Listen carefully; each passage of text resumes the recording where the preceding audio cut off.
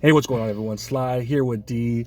D, big win. Brock Purdy, one of his best games out there. 350 yards passing almost, 25 for 36. Just a great performance.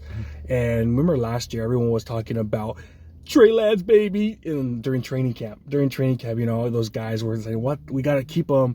And me and you were like, dude, let's try to get whatever we can. And we did, man. And we got a 4th-round pick by the name of Malik Mustapha, who I thought was flying out there. One of the best players on defense. 7 tackles. A few times they broke the line, and he was the last line of defense.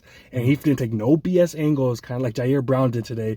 He was just going in, hitting hard, and it was great. And then we saw Trey Lance play today, get his first chance over there in Dallas, and it was absolutely train wreck, man. Let's just be honest, man. 4 for 6. He didn't throw a lot, but he got sacked 3 times. Few of his completions, receivers had to dive for those catches and threw a stupid-ass interception. And that's kind of what we and you saw. That's what you saw right away, with Trey Lance. You were telling me when we were at the training camp, you're like, I don't see it in him at all. You like Brock Purdy from day one.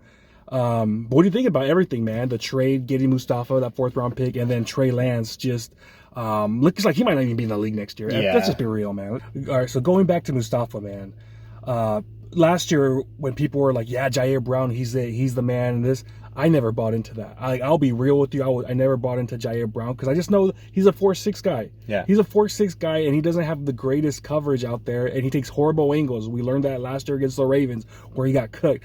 Mustapha, not only is he a badass tackler, I think he finished in college last year 95 percentile in tackling. He runs a 4.4, one of the fastest dudes out there. So he could do it all, man. So he's exactly what that people thought that last year Jair Brown was. And Jair Brown, to me, this year he's struggling, That's why last year I was like, yeah, we got Logan Ryan. Fudge, yeah, play Logan Ryan, because I don't see it with Jair Brown. With this kid, I see it, man. I see a little bit of that Hufanga in him, where he just freaking, he goes. He doesn't give a shit. He's freaking just going.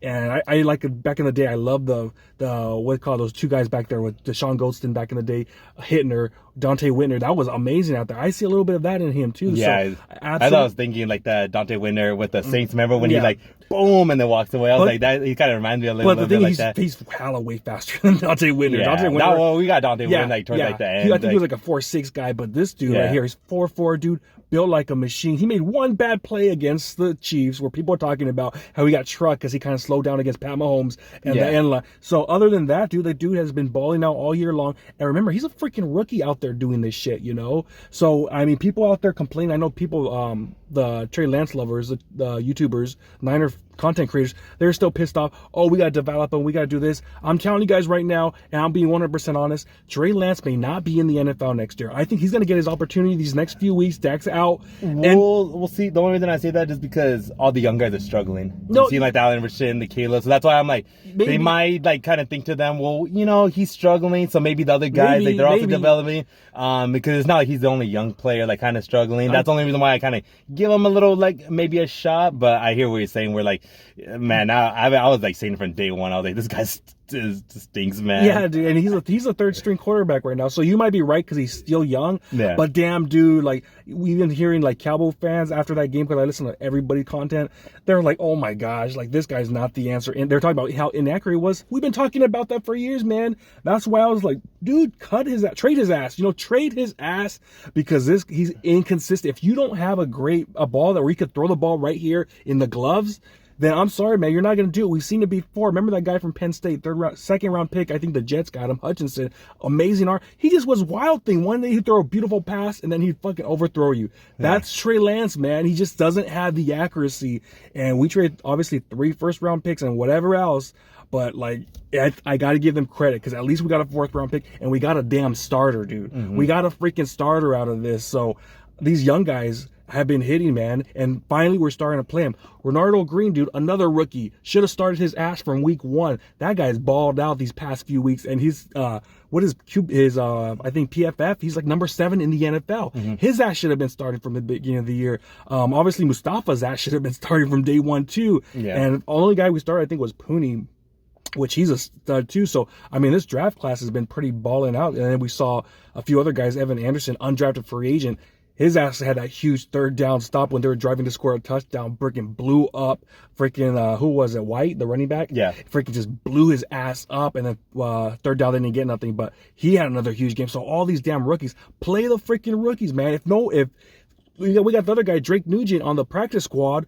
Freaking Brendel's his ass is garbage, man. Yeah. Put the young kid in. It's worked time and time again with these young cats. Yeah. They keep doing their thing. Play them. That's all I gotta say. Play them. If someone's struggling out there, play these young guys, because it seems like all these young guys, when they get the opportunity, they're making moves. Yeah. Cowan, for some reason, he's not utilized on offense as a receiver. You have Ronnie Bell out there for 10 plus plays. For 10 plus plays, Cowan has one game where he plays good against KC, and what happens? He doesn't play since there. So it's absolutely ridiculous, man. And for him, what I like about him especially is because especially with Ayuko, he's one of our best deep ball threats. He's the fastest dude on the team, 4.38. That's the thing, like, you seen, like, because Debo, man, he can't really run a route to save his life. So, we were, like, talking about it earlier. I was like, dude, like, with our offense, like, we're kind of forcing it to Jennings a lot because he's the only one that could really run the routes. And then Kittle, like, bails us out. But Kittle, because our offensive line's so bad, he's, like, there blocking majority of the time. Yeah. Other than that, we're even today, like, his first day back, we were, like, 90% was Christian McCaffrey. But if, Cowing's out there, that's another deep threat. That'll open the lanes up for Debo and Jennings. It spaces everything out. And then, also, he had a great game today too, Persol. That'll also open up, like, give him more reps out there too, because then he'll be wide open. And that's what I think we were so successful when we went to the NFC Championship and also the Super Bowl was Purdy, when he was having, like, those MVP, especially year, he was, like, tossing it to everybody. He was getting everybody involved, everybody utilized. And so if we kind of go back into that, the only thing I just didn't like about our offense today was just, like, it was very like showing, like, I felt the Bucs, like, at moments they kind of knew what was coming. Like, they knew we were gonna go with McCaffrey and, like, a majority of the play. So, and Debo didn't really do anything today either. So I felt like we were kind of, like, forcing in a little bit in certain situations. So I think if we play, like, certain guys and them getting repetitions, that'll be, like, huge in the long run, because we'll see, like, what happened this year, but I'm thinking, like more like longevity, man, because, like, our window's kind of closing, but we also have the opportunity to open up another window to get these young guys in there. And another guy, Bethune, the linebacker.